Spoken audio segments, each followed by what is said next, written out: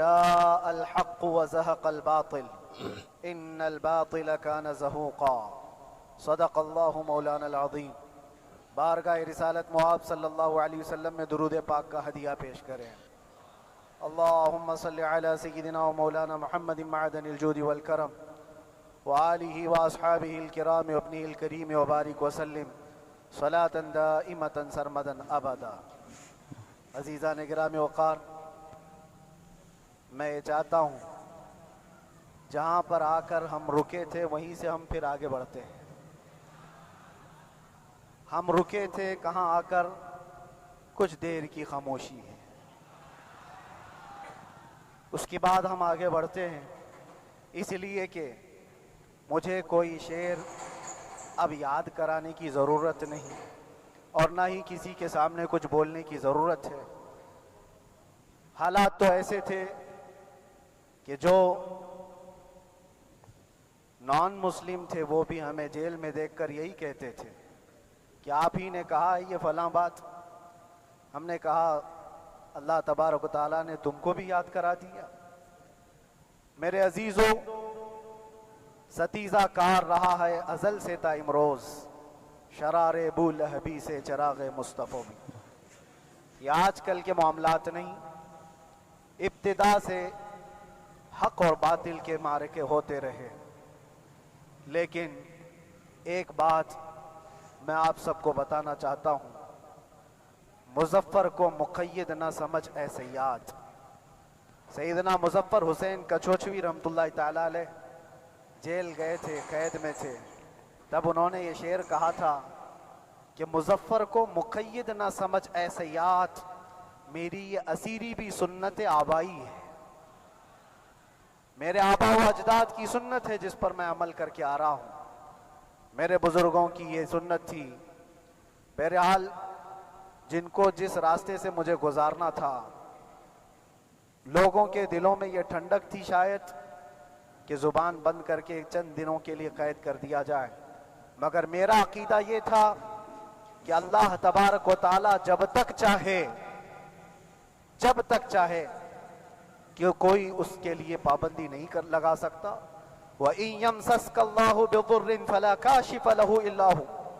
رب تعالیٰ فرماتا ہے اگر اللہ تعالیٰ تمہیں کوئی مصیبت دے تو اس کے علاوہ کوئی ٹال نہیں سکتا۔ وَإِن يَمْسَسْكَ اللَّهُ بِخَيْرٍ فَلَا رَادَّ لِفَضْلِهِ، اور اللہ کسی کو بھلائی دے دے تو پھر اس کو روک بھی کوئی نہیں سکتا۔ مولا تبارک و تعالیٰ اگر کسی کو کوئی مقام عطا کر دے تو ہزاروں کیڑوں کے پھڑپڑانے سے وہ مقام ختم بھی نہیں ہو سکتا۔ اللہ تبارک و تعالیٰ جس کو بڑھانا چاہے اس کے لیے کوئی راستہ رکاوٹ نہیں بن سکتا۔ اس لیے کہ ہم نے تاریخ میں دیکھا ہے پیبند لگے کپڑے پہننے والے، پیروں میں چپل نہیں تھے، جن کے ناخن تک اکھڑ جاتے تھے، لیکن وہ جب چلتے تھے قیصر و کسریٰ بھی کانپتے تھے، جن کا ہی یہ نعرہ تھا ٹل نہ سکتے تھے جنگ میں اگر اڑ جاتے تھے، پاؤں شیروں کے بھی میدان سے اکھڑ جاتے تھے، حق سے سرکش ہوا کوئی تو بگڑ جاتے تھے، ارے تیغ کیا چیز ہے ہم توپ سے بھی لڑ جاتے تھے۔ یہ وہ صحابہ کرام اور اسلاف کرام، ان کا یہ معمول تھا۔ بظاہر ان کے پاس کوئی اسباب نہیں تھے لیکن اللہ کی مدد تھی، وہ پانی کی طرح بہتے ہوئے چلے گئے، نہ چٹانوں نے ان کا راستہ روکا، نہ دریاؤں نے ان کا راستہ روکا، وہ جس طرف سے جاتے تھے اللہ تعالیٰ ان کے لیے راستے بناتا تھا۔ عزیزان گرامی وقار، کون ہے وہ جو دریائے دجلہ میں اپنے گھوڑے دوڑائے تھے؟ کون ہے وہ جو دریا میں اپنی کشتیاں ڈال کر جلا دیا تھا کہ واپس جانے کا کوئی تصور نہ ہو؟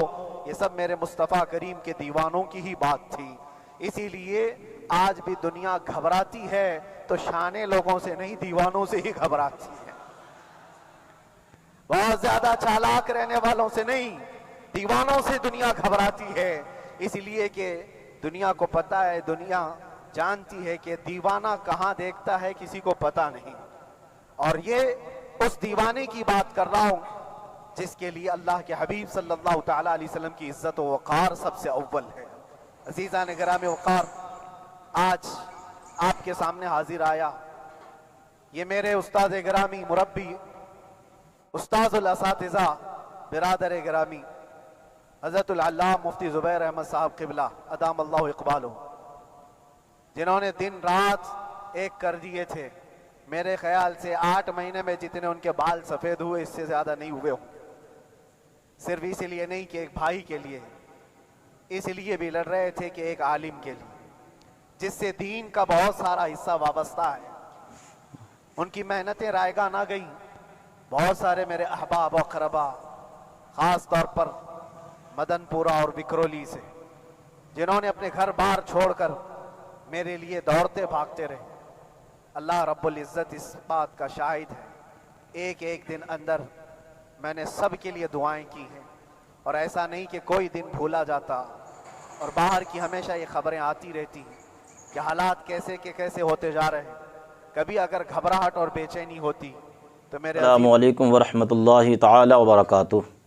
عزیز ساتھیوں، پیارے دوستو، آئیے مفتی سلمان اظہری کی ایک بہت ہی خوبصورت ویڈیو آپ لوگوں کے سامنے رکھنے کے لیے جا رہا ہوں۔ جس وقت مفتی سلمان اظہری جو ہے جیل میں تھے اور اب وہ وہاں سے رہا ہو کر ماشاءاللہ حضرت آ چکے ہیں، تو مفتی سلمان اظہری نے کیا حالات بیان کیے ہیں کہ جیل کے اندر میرے ساتھ کیا برتاؤ کیا گیا اور میں نے کس طریقے سے وہاں صبر و تحمل کا سامنا کیا ہے، اور میں نے کس طریقے سے وہاں قیدیوں کو انہیں دینی اور تبلیغ ان لوگوں کے سامنے کی۔ آئیے دیر نہ کرتے ہوئے مفتی سلمان اظہری کی یہ ویڈیو ہم لوگ دیکھتے ہیں۔ کیسے ہی رنج میں ہو، جب یاد آ گئے ہیں سب غم بھلا دیے ہیں، جب یاد آ گئے ہیں سب غم بھلا دیے ہیں۔ اس رسول محترم صلی اللہ تعالیٰ علیہ وسلم کا احسان عظیم ہے، بار بار مجھے یہ احساس ہوتا رہا، پوری دنیا اگر چھوڑ دے مگر یقین تھا آمنہ کا لال کبھی نہیں چھوڑے گا، اور چھوڑا بھی نہیں، اور چھوڑا بھی نہیں۔ ہر رات جو ہمارا معمول تھا، ہم نے جو دیکھا، ہماری پچھلی زندگی میں ہم نے اتنے عجائبات نہیں دیکھے ہوں گے جو 8 مہینے کے اندر ہم نے دیکھے۔ نبی پاک صلی اللہ تعالیٰ علیہ وسلم کے انعامات و اکرامات، رب تبارک و تعالیٰ کی مدد سے دل مضبوط ہوتا ہے۔ عزیزان گرامی، ہم نے تو وہاں ایسے لوگوں کو دیکھا جو ڈپریشن کا شکار ہو کر کافر بھی ہو گئے، اور حالات سے گھبرا کر کے وہ انکار کر بیٹھے، کوئی خدا نہیں ہے، کوئی مدد نہیں آتی ہے، ایسے حالات وہاں دیکھے۔ لیکن ان حالات میں بھی اللہ تبارک و تعالیٰ کی مدد ساتھ رہی۔ رسول پاک صلی اللہ تعالیٰ علیہ وسلم کا انعام و اکرام یہ تھا کہ جس طرح سے گئے تھے اسی طرح سے واپس بھی آئے، جس طرح سے گئے تھے ویسی واپس آئے، اور نہ میرے مصطفیٰ نے باہر میری عزت میں کمی کی، نہ اندر عزت میں کمی کی، کہیں پر بھی نہیں۔ الحمدللہ، جس شان کے ساتھ رسول پاک صلی اللہ تعالیٰ علیہ وسلم اپنے چاہنے والوں کو رکھتے ہیں، وہ میں نے دنیا میں دیکھا، اور پھر یہ عرض کیا، آقا آج آپ کی عزت پر بات کرنے والے کو چاہے وہ 1000 کال کوٹری کے اندر ہو، آپ عزت کے ساتھ بٹھاتے ہیں، تو پھر قیامت کے دن اس کی عزت کا کیا حال ہوگا؟ عرش حق ہے مسند رفعت رسول اللہ کی، دیکھنی ہے حشر میں عزت رسول اللہ کی۔ میرے عزیزو، ایک بات کو طے کر کے چلو، انہیں جانا انہیں مانا، نہ رکھا غیر سے کام، للہ الحمد میں دنیا سے مسلمان گیا۔ اس ایک بات میں جو عزت ہے، دنیا کے کسی مقام و منصب اور مرتبے میں عزت نہیں ہے۔ اور حالات دنیا انشاءاللہ میں سناتا رہوں گا۔ اللہ تبارک و تعالیٰ جب تک یہ زبان رکھا ہے، حق بولتے رہے اور سناتے رہیں گے، اور بھی حالات آپ کو انشاءاللہ العزیز آگے سناتے رہیں گے۔ لیکن آج خصوصیت کے ساتھ میں جمعہ کے لیے اسی لیے حاضر آیا کہ یہاں کے لوگ پل پل یاد کرتے رہے۔ حضرت مجھے ہر بار خبر دیتے کہ جب نماز سے فارغ ہو کر کے میں نکلوں تو مجھے لوگ پکڑ لیتے، کیا ہوا، اب کیا خبر ہے؟ تو جس قدر آپ کی بے چینی تھی، بے قراری تھی، میرے عزیزو، مجھے بھی ملنے کی بے چینی اور بے قراری تھی، لیکن یہ ایک سٹیج تھا جس سے گزارا گیا ہے، ایک مقام تھا جس سے گزارا گیا۔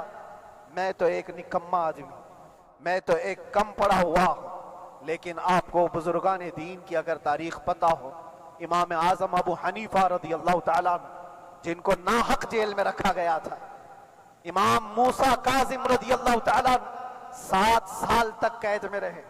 یہ کون امام موسیٰ کاظم؟ جن کے دربار میں جانے کے لیے غوث اعظم عبد القادر جیلانی رضی اللہ تعالیٰ عنہ 4 کلومیٹر دور اپنی چپل اتار دیا کرتے تھے۔ امام موسیٰ کاظم کا وہ دربار ہے جن کو باب الحوائج کہا جاتا ہے، اس امام کو 7 سال تک بغیر کسی قصور کے قید میں رکھا گیا، اور حد تو یہ ہے کہ اسی قید خانے میں زہر دے کر کے آپ کو مارا گیا ہے۔ آپ کا جنازہ جیل سے نکلا تھا۔ امام احمد بن حنبل جن کو 5 لاکھ حدیثیں یاد ہیں نبی پاک صلی اللہ تعالیٰ علیہ وسلم کی، بغداد کے سر بازار آپ کو ننگی پیٹھ پر کوڑے مارے گئے۔ آپ کو اندازہ ہے بزرگان دین کی ایک لمبی فہرست ہے۔ جب میں وہاں گیا تھا تو ایک بزرگ کی بڑی یاد آئی، وہ تھے حضرت مجدد الفیسانی رضی اللہ تعالیٰ۔ اکبر جیسے ڈکٹیٹر کے سامنے، اس زمانے کے سب سے بڑے ڈکٹیٹر بادشاہ کے سامنے آپ نے حق بات کا اعلان کیا تھا۔ مجدد الفیسانی رحمت اللہ تعالیٰ علیہ نے فرمایا تھا کہ اسلام نام سے جو دین ہوگا وہ محمد عربی کا لایا ہوا ہی دین ہوگا، کسی اور بادشاہ کا بنایا ہوا نہیں ہوگا۔ اس بات پر آپ کو قید میں ڈالا گیا تھا، 8 سال تک قید میں رکھا گیا۔ 8 سال میں بادشاہ مر بھی گیا، بیٹا بادشاہ بنا، لیکن کسی نے آ کر جہانگیر کے سامنے یہ بات رکھی کہ آپ کے باپ نے جس مولانا کو قید میں ڈالا تھا گوالیار کی جیل میں، 8 سال میں جیل کا نقشہ بدلا ہوا ہے۔ تو بادشاہ نے پوچھا ہوا کیا ہے؟ کہا کہ اس مولانا نے 8 سال میں تقریباً 700 قیدیوں کو عالم بنا دیا ہے۔ درس حدیث، درس تفسیر، قرآن کا علم، نمازیں جماعتوں سے وہاں اس طرح ادا ہوتی ہیں جیسے لگتا ہے گنبد خضرا کی چھاؤں میں ہے۔ رب تبارک و تعالیٰ کا یہ احسان عظیم تھا۔ ان 8 مہینوں میں بحمدہ تعالیٰ میں نے اپنی لائف میں کبھی اتنی امامت نہیں کی تھی جتنی وہاں امامت کیا، اس لیے کہ پابندی نہیں ہو پاتی۔ جب جب امام رہا مسجد میں چھٹیاں ہوا کرتی تھی، ادھر ادھر آنا جانا، لیکن وہاں پر کبھی کسی نماز میں چھٹی نہیں ہوئی، اور امامت اللہ تبارک و تعالیٰ کو جہاں لینا ہے وہاں لیتا رہے۔ اور مجھے اس بات کا تھوڑا قلق تھا، 24 سال سے میں تراویح سنا رہا تھا، 24 سال، 24 تراویح ہو چکی تھی، رمضان المبارک کا 24 گزر چکے تھے، 25واں سال تھا، ظالموں نے مجھے رمضان سے پہلے اندر کر دیا۔ بار بار یہ خواہش ہوتی تھی کہ میری تراویح چھوٹنے نہ پائے، 25ویں تراویح ہے، 25ویں محراب ہے، لیکن رب تبارک و تعالیٰ کا احسان، اندر موجود سارے مسلمانوں نے یہ مطالبہ کیا کہ ہم یہاں جماعت سے تراویح قائم کریں گے، اور اب تک لوگ الم تری کیف والی تراویح کبھی کبھار پڑھ لیا کرتے ہیں، لیکن سارے لوگوں نے مل کر کے یہ اتفاقاً کہا کہ ہم پورا قرآن آپ سے سننا چاہتے ہیں۔ کیسے کیسے قیدی تھے، کیسے کیسے کرائم والے تھے۔ میں نے کہا آج میں ایک دن پڑھاتا ہوں، ایک پارہ پڑھوں گا، آپ کو اگر لگے تو بتا دینا، بھاری پڑ جائے، کیونکہ لوگ سارے کرمنل ہیں اور کئی طرح کے جرائم کیے ہوئے لوگ، نماز دین سے کہاں زیادہ رشتہ، کہاں ہو سکتا ہے یہ گھبرا کر بھاگ جائیں۔ ایک دن پڑھاؤں گا، اگر آپ کو لگے تو بول دینا، نہیں تو کل سے الحمد للہ۔ پہلے دن تراویح پڑھا ہے، دوسرے دن سارے لوگوں نے کہا آپ نے ایک پارہ پڑھایا ہے، سحری تک بھی پڑھائیں گے تو انشاءاللہ کھڑے رہیں گے۔ یہ جو استقامت، یہ ساری چیزیں دلوں کا جمع ہونا اور ہماری طرف دلوں کو پھیر دینا بغیر اللہ کی مدد کے نہیں ہوتا، رسول پاک صلی اللہ تعالیٰ علیہ وسلم کے کرم و احسان کے بغیر نہیں ہوتا۔ وہ تراویح بھی پڑھتے رہے، تفسیر قرآن بھی سنتے رہے اور قرآن کی تعلیم بھی لیتے رہے۔ پھر مجھے اندازہ یہ ہوا کہ رب تبارک و تعالیٰ کی منشا یہ تھی کہ ہماری تراویح کی محراب کی سلور جبلی جیل کے اندر ہو جائے۔ مجھے اس بات کا کوئی قلق نہیں رہا کہ میری کوئی چیز چھوٹ گئی ہے۔ ہاں، عید، بقرعید، محرم، یہ تمام چیزیں لوگوں کی یاد تو رہتی، رشتہ دار، احباب، اقربا کی یاد، لیکن اللہ کی مرضی، میرا رب تبارک و تعالیٰ جو پسند کرے اس میں ہم راضی۔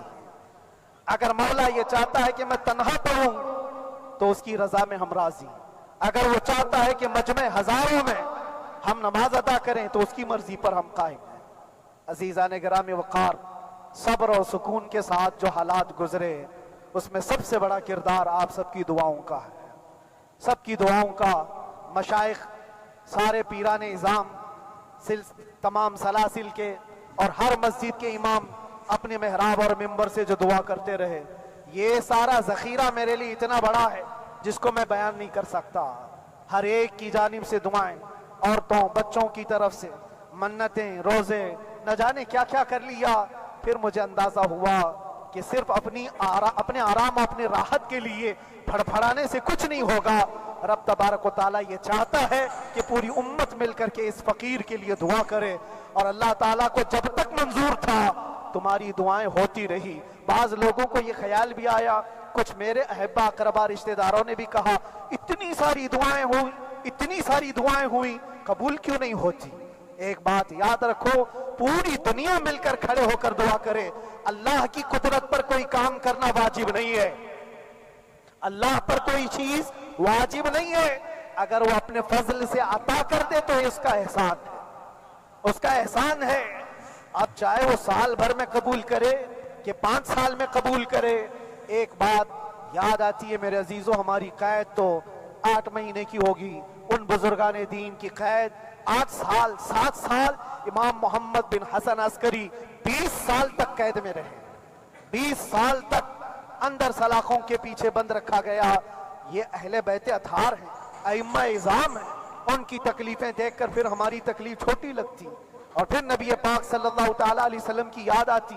صرف اس بات کا ہمیں فخر تھا کہ تم نے کبھی چوری کے الزام میں تو نہیں گرفتار کیا، کسی گھناؤنے الزام میں تو نہیں گرفتار کیا۔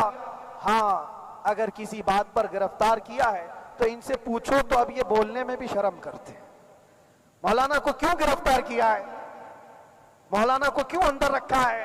شرم آتی ہے بولنے میں، کیونکہ انہوں نے کچھ ایسا بولا تھا جس کو بولنے میں شرم آتی۔ کیا بولا تھا میرے عزیزوں؟ یہ ایک الگ کہانی ہے، ابھی میں اس پر کچھ گفتگو نہیں کرتا، اس لیے کہ ہر ایک کو یاد ہو چکی ہے، ہر ایک کو یاد ہے، میں اس کہانی کی طرف نہیں جاتا۔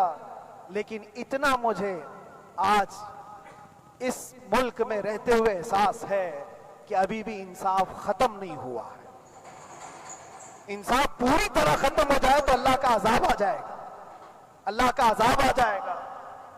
چند لوگ ناانصافی کر سکتے ہیں، لیکن پوری کی پورے روئے زمین پر رہنے والے انسان ناانصافی کرے، ایسا نہیں ہوتا۔ ہمارے حق میں سپریم کی طرف سے جو انصاف آیا ہے، ہمارے دل میں اس قدر جگہ ہے آج، اور اس قدر احساس ہے کہ ہمیں یہ اندازہ آج بھی ہوتا ہے کہ چاہے کچھ بھی ہو جائے لیکن انصاف پوری طرح سے مر نہیں سکتا، انصاف پوری طرح سے مر نہیں سکتا۔ یہ ہمارا ملک عزیز ہندوستان کسی خاص آدمی کے ٹھیکیداری میں نہیں ہے، سبھی کا خون شامل ہے یہاں کی مٹی میں، کسی کے باپ کا ہندوستان تھوڑی ہے، ہمارا بھی ہے، آپ کا بھی ہے، سب کا بھی ہے۔ اور میرے عزیزو پتہ نہیں، یہ بھی شاید راحت اندوری صاحب کا شعر ہے، اور اس سے پہلے بھی کچھ بولا تھا، وہ بھی ان کا ہی تھا، تو ڈینجر ہی ہوا کرتا ہے۔ اللہ تبارک و تعالیٰ آپ سب پر فضل فرمائے، کرم فرمائے۔ جو چیز خاص طور پر بولنی ہے وہ یہ ہے، ان حالات سے آج جو گھبرائے ہوئے ہیں یہ وہ لوگ ہیں جو عیش پرست ہیں۔ میں کسی کو خاص ٹارگٹ کر کے نہیں کہنا چاہتا، لیکن بہت سارے وہ لوگ جو اثر و رسوخ رکھتے ہیں لیکن وہ آگے آنا نہیں چاہتے۔ دین اسلام پر حملے ہوں، حضور پاک کی عزت پر حملہ ہو، کسی کو بولنا نہیں، کیونکہ پتہ ہے دیکھو اس مولانا کو کس طرح کی ہے، اسی طرح دوسروں کو بھی کر دیا جائے۔ جو کمفرٹ زون میں بیٹھنے کے عادی ہو گئے وہ اپنا ایریا چھوڑ کر ہٹنا نہیں چاہتے۔ اگر میں کچھ کہوں گا حضور پاک صلی اللہ تعالیٰ علیہ وسلم کی ناموس کے لیے تو میرا عیش خطرے میں آ جائے گا، اکثر کی یہی سوچ ہے۔